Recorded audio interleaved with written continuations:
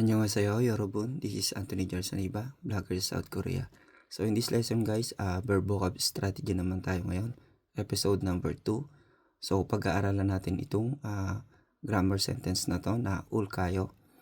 So sa English ay shall we. So meron tayo ditong verb, English, naka-English siya.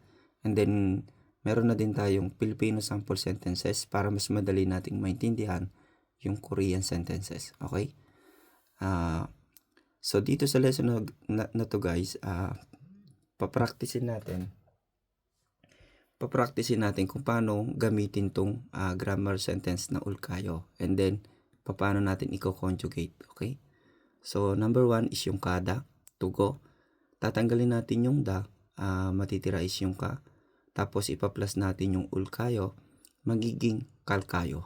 Okay? Tandaan natin to guys para pa-practice natin kung paano mag-conjugate. Okay? So, meron tayo ditong sample sentences. Neil, yung warol, buro, kalkayo. Manunood ba tayo ng movie bukas? So, ganun yung ibig sabihin niya sa Tagalog, guys. Okay? So, number 2 is yung mokta, to eat. Tatanggalin natin ulit yung da sa uli. So, matitira is yung mok plus ul kayo. Okay? So, magiging mogul kayo. Okay? So, titingnan natin mabuti kung paano yung conjugation guys para maintindihan natin. Okay?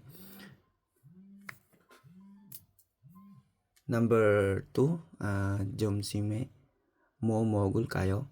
Anong kakainin natin sa tanghalian? Okay? So, yun yung ibig sabihin niya guys.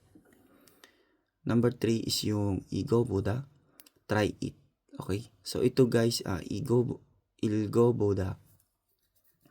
Ano siya guys, parang ano din siya, grammar sentence din siya. Kaya naging yung iktat plus yung boda pinagsama. So, try it. So, sa mga next video, i-detalye natin yan guys. So, ilgobo plus ul kayo magiging ilgobul kayo. Yan. So, ichegul, ilgobul kayo. Pwede ba nating subukang basahin itong libro na ito? Okay? So, yun yung ibig sabihin niya guys. So, number 4, sanchek kada to take a walk. Sanchek ha plus ul kayo magiging sanchek hal kayo. Jonyoke kachi sanchek hal kayo. Pwede ba tayong maglakad-lakad sa gabi? Okay? So, yun yung ibig sabihin niya sa Tagalog guys. Number 5 is yung mashida, to drink. Mashi plus ul kayo magiging mashil kayo. So, sample sentences. Charul, mashil kayo. Pwede ba tayong uminom ng tsaa or tea? Okay. And then, number 6 is yung puda, to watch. Tatanggalin ulit yung ta. Magtitira yung pu plus ul kayo magiging bul kayo. Kuyong warul bul kayo. Pwede ba nating panuorin yung movie na yon o movie na yan? So, yun yung ibig sabihin niya guys. So, number 7, sada, to buy. Sa plus ul kayo magiging sal kayo. Iusul, sal kayo. Okay? So, guys, itong ul kayo, nagtatanong ka. So, ibig sabihin, may kasama ka dito or may kausap ka. Yun yung tips para dito sa ul kayo. So, number 8, chulbarada, to depart. Chulbalha plus ul kayo magiging chulbarhada. Chulbalhal kayo. Jigum, chulbalhal kayo. So, pwede na ba tayong umalis ngayon? So, yun yung ibig sabihin niya guys.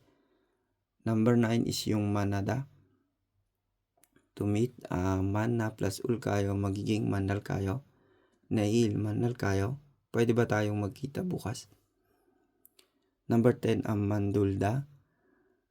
To make, mandul plus kayo magiging mandul kayo. Cake roll, mandul kayo. Pwede ba tayong gumawa ng cake? So, yun yung ibig sabihin niya guys. Number 12, 11, ipta, to wear. If plus ul kayo magiging ibul kayo. So, kuturol, ibul kayo. Pwede ba akong magsuot ng coat? Yung ibig sabihin niya guys. Number 12, muroboda. To us, murobo plus ul kayo magiging murobul kayo. Kusarameke, murubol kayo. Pwede ba nating tanungin yung tao na yon? And then 13, uda. Tukam, u plus ul kayo magiging ul kayo. Nailbiga ul kayo. Sa tingin mo, uulan kaya bukas?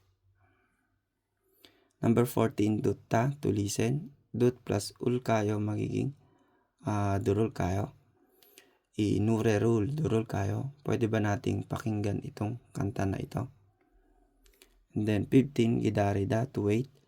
Gidari ul plus ul kayo magiging gidari ril kayo. Chukum to gidaril kayo. Pwede ba tayong maghintay ng konti pa?